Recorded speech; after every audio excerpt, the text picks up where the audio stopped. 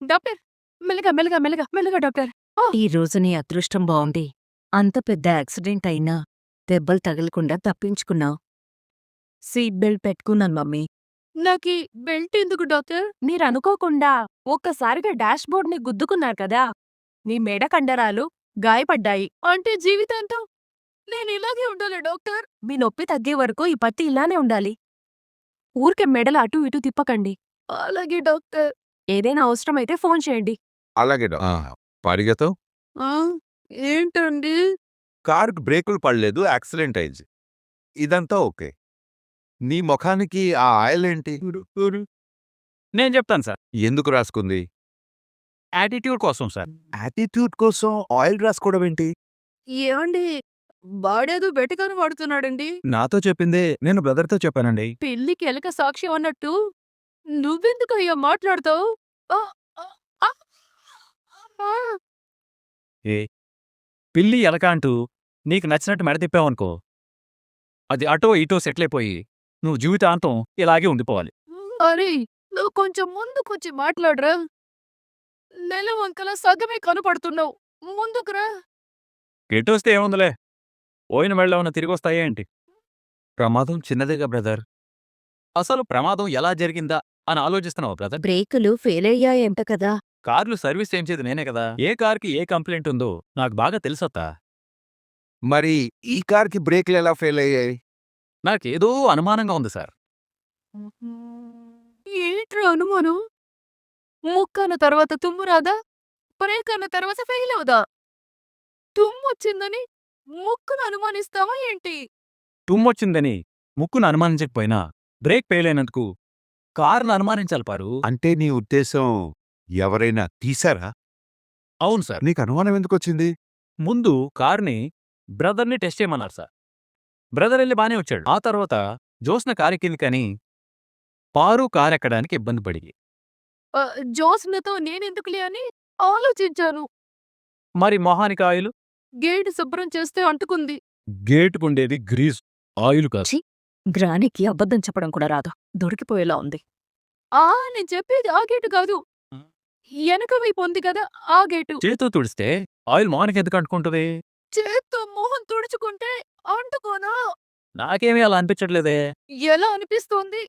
బ్రోని వేసేయడానికి car బ్రేకులు తీసేసి matar plan చేశారేమో అనిపిస్తుంది. నువ్వు పోలీస్ డిపార్ట్మెంట్ జాయిన్ అవ్వాల్సిందిరా. జరిగిన దాంట్లో మన హస్తం లేదంటారు.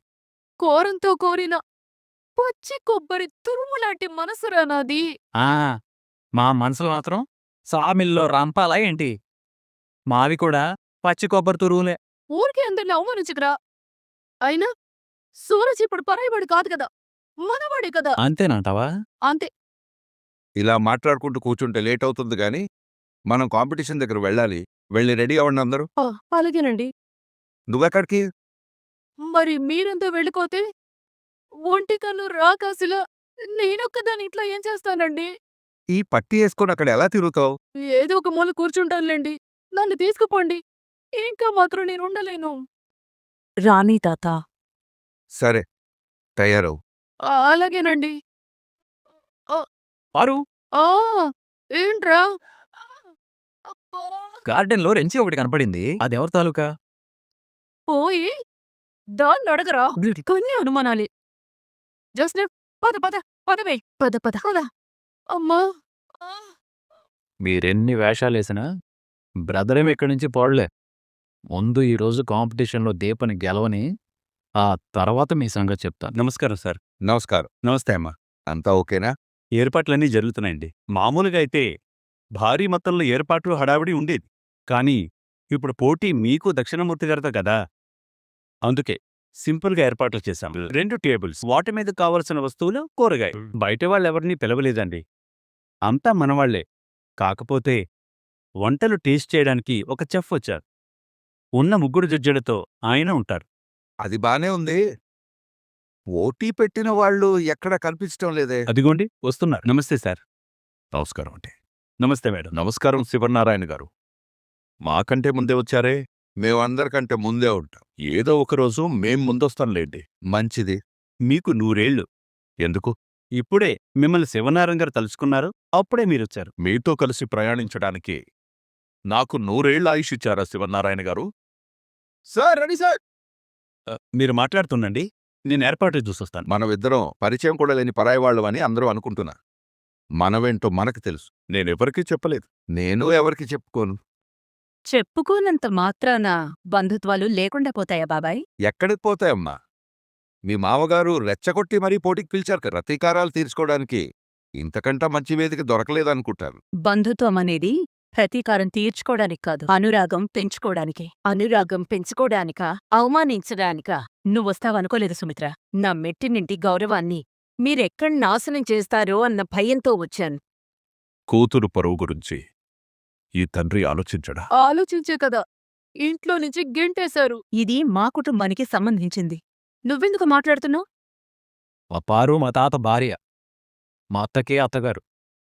కోడలు గురించి అత్తగారు మాట్లాడకుండా ఎలా ఉంటారు? నా అల్లుడేమి ఈవిడ కొడుకు కాదు కదా. కుటుంబాల్ని విడదీశారు. ఇప్పుడు మనుషుల్ని విడదీస్తున్నారా? నువ్వు కళ్ళకు గంతలు కట్టుకుని లోకాన్ని చూడ్డం మానేశావమ్మా. నీ 2 చెవులు మూసుకొని మంచిని వినడం కూడా మానేశా.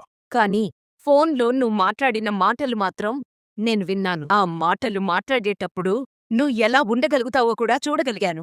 నన్నెప్పుడూ తప్పుగా చూపించడమే ఈ శివన్నారాయణ పని. మీరొచ్చింది వంటల పోటీలుగా అనుకున్నాను. మాటల పోటీకా?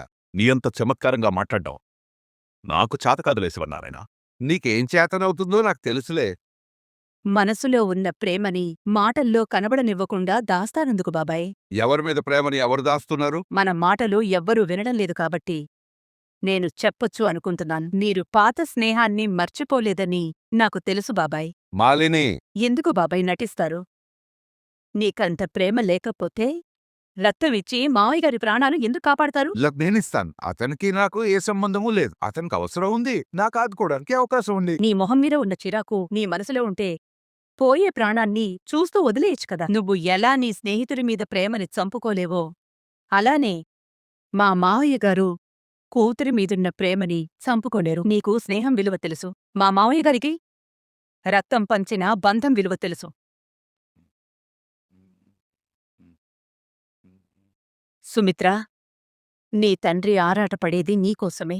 నా భర్త ప్రాణాలు తీయాలనుకున్నది నాకోసమే మాల్ని. ఒంట్లో ఓపిక ఉన్నప్పుడు ఆవేశానికున్న బలం కన్న కూతురి పసుపు కుంకుమల్నే దూరం చెయ్యాలనుకుంది. ఇప్పుడు వయసైపోయింది. ఆవేశానికున్న బలం తగ్గిపోయింది. దూరం చేసుకున్న బంధం దగ్గరవ్వాలనుకుంటే మాత్రం ఎలా దగ్గరవుతుంది? ప్రతిదానికి ఓ క్షమాపణ ఉంటుంది కదమ్మా. దీనికి ప్రక్షాళన తప్ప క్షమాపణ లేదు. చూడు దక్షిణమూర్తి, ఇక్కడికి మనం చుట్టాల్లాగానో స్నేహితుల్లాగానో రాలేదు. రెస్టారెంట్స్కి ఓనర్గా వచ్చాం, పోటీ పడ్డానికి వచ్చాం. అలాగే ఉందాం, అలాగే మాట్లాడుకుందాం. అది మీకు మర్యాద, మాకు మర్యాద. అంతకు మించి నువ్వు ఏది మాట్లాడినా నేనైతే చూస్తూ ఊరుకోను. రండి సార్. దక్షిణమూర్తి గారు రండి. రండి సార్. రండి. ఈ పోటీలో పాల్గొంటున్న జ్యోత్స్న రెస్టారెంట్కి, అలాగే డిఎం రెస్టారెంట్కి, అలాగే ఇక్కడున్న రెస్టారెంట్ల ఓనర్స్కి ఒకసారి పోటీ గురించి వివరించాలనుకుంటున్నాను. మనమంతా రెస్టారెంట్స్ రన్ చేస్తున్నాం. మంచి రుచికరమైన విందు భోజనం ఏదనే దాని గురించి ఇక్కడ పోటీ జరుగుతుంది. ఈ పోటీలో పాల్గొంటున్న 2 టీంల షెఫ్లు 1 గంట వ్యవధిలో 5 రకాల వంటలు చేయాలి. ఆ వివరాలు మీ టేబుల్ పైనున్న పేపర్లో ఉన్నాయి. పోటీ ప్రారంభమైన గంట తర్వాత వంటలు చేయడం ఆపేయాలి. మీరు చేసిన వంటల్లో మా అసోసియేషన్ నిర్ణయించిన జడ్జెస్ టేస్ట్ చేసి బెస్ట్ వంటకమేదో, విజేత ఎవరో చెప్తారు. అయితే దీంట్లో శివనారాయణ గారు మరో క్లాజ్ యాడ్ చేశారు. అదేంటంటే ఓడిపోయిన వాళ్లే గెలిచిన వాళ్ళకి బహుమతి ఇవ్వాలి. మరో 10 నిమిషాల్లో పోటీ మొదలు కాబోతోంది. మీ షెఫ్లతో మీరు రెడీగా ఉండండి.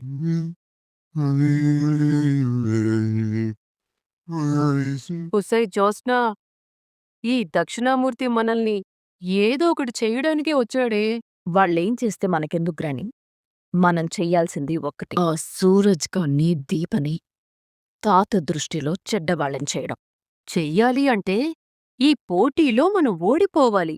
అలా జరగాలి అంటే ఏదో ఒక గొడవ జరగాలి. మనం ఊరికి ఎలా గొడవ చెయ్యాలి? చెయ్యాలి అంటే ఏదో ఒక సాకు దొరకాలి కదా. ఏమండి, మీ ఉంగరం పడిపోయింది.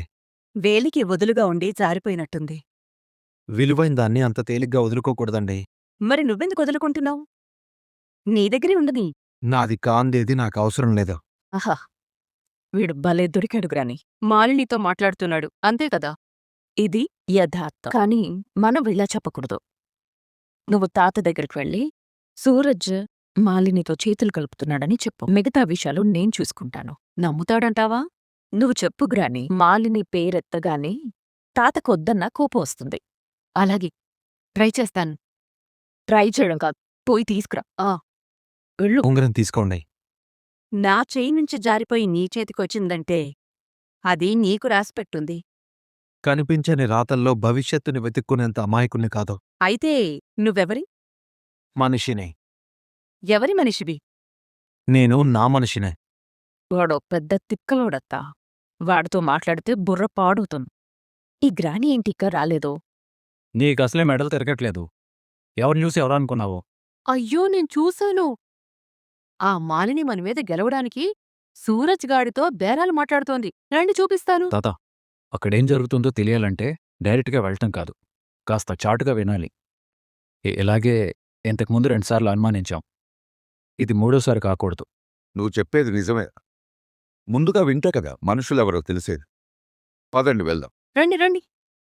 దీపా, మనము వెళ్దాం పదా.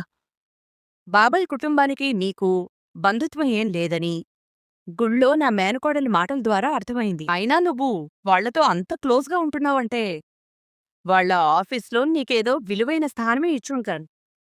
శాలరీ ఎంత? నేను జీతానికి ఎవరి దగ్గర పనిచేయట్లేదు. ఫ్రీగా చేస్తున్నావా? ఒకరి కింద ఫ్రీగా చేయాల్సిన అవసరం నాకు లేదు. మరేం చేస్తున్నావు? నేను ఆర్గానిక్ ఫుడ్ బిజినెస్ చేస్తూ ఉంటాను. జోష్న రెస్టారెంట్లో నా స్టాల్స్ని పెట్టుకోవడానికి దీపా గారు ఒక అవకాశం ఇచ్చారు. అందుకు పరిహారంగా నేను దీపా గారికి అడ్వైజర్గా ఉంటూ హెల్ప్ చేస్తున్నాను. నీ ఫుడ్ స్టాల్ పెట్టుకోవడానికి అంతకంటే బెటర్ ప్లేస్ నేనిస్తాను. నువ్వు నాకు అడ్వైజర్గా ఉంటావా? వాడు అంటాడు చూడండి. చూడు, నిన్నే అడిగేది. ఉండను. నీకు బెటర్ లైఫ్ ఇస్తాను. ఒకరిచ్చింది నాకొద్దు. మరింకేం కావాలి? చూడండి మేడం, నా లైఫ్ని నాకు నచ్చినట్టుగా డిజైన్ చేసుకున్నాను. నాకిష్టమున్న పనులు మాత్రమే నేను చేస్తాను. నాకు చేసే పనే కాదు, మనుషులు కూడా నచ్చాలి. నేనేదైనా ఒకటి అనుకున్నాను అంటే దానికి కట్టుబడి ఉంటాను. నీకో లక్ష్యం ఉందంటావు. ఉంటే మాత్రం మీకెందుకు చెప్పాలి? దానికి నేను హెల్ప్ అవ్వచ్చు కదా. నేను ఎవరి హెల్ప్ తీసుకోను. మరీ మొండిగా ఉంటే జీవితంలో ఎదగలేవు. నేను ఎదగలేను అనేది మీ ఒపీనియన్. దాంతో నాకు సంబంధం లేదు. నువ్వు నమ్మిన వాళ్లే నిన్ను మోసం చేస్తే మోసాన్ని నేను తీసుకుంటేనే కదా నేను మోసపోయాను అనుకోవడానికి. నువ్విలాగే మాట్లాడతావా? ఇలాగే బ్రతుకుతాను కూడా. నన్ను మోసం చేసే వాళ్ల గురించి నేను ఆలోచించను. నన్ను నమ్మిన వాళ్ళని మాత్రం నేను మోసం చేయను. మీరు బంగారు ఉంగరమే కాదు, వజ్రాల ఉంగరం పడేసినా సరే ఈ ఉంగరం మీ దగ్గరే ఉంచండి. నీ విలువ బంగారం లాంటిదంటావు. విలువ నిలకడలేని బంగారంతో నా క్యారెక్టర్ని పోల్చుకుని నన్ను నేను తక్కువ చేసుకోలేను. అందుకేనా ఈ దరిద్రుడు నన్ను బంగారం అని పిలుస్తాడు? విలువ అనే త్రాసులో ఇదెప్పుడూ ఊగిసలాడుతూ ఉంటుంది. ఒకసారి కిందకి, ఒకసారి పైకి. కానీ ఈ సూరజ్